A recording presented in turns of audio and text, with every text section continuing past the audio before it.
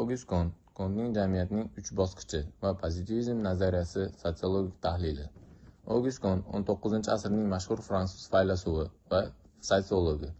Jamiyatning evolyutsiyasi va ilmiy tamoyillarni ijtimoiy hodisalarga tatbiq qilish haqidagi nazariyalar bilan sotsiologiya rivojiga katta hissa qo'shgan.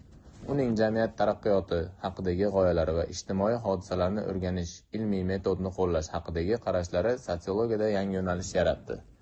Ushbu batafsil tahlilda biz Kontning asosiy asariga murojaat qilamiz va uning jamiyatning 3 bosqichi nazariyasi hamda pozitivizm haqidagi qarashlarini chuqurroq o'rganamiz. Tarixiy kontekst.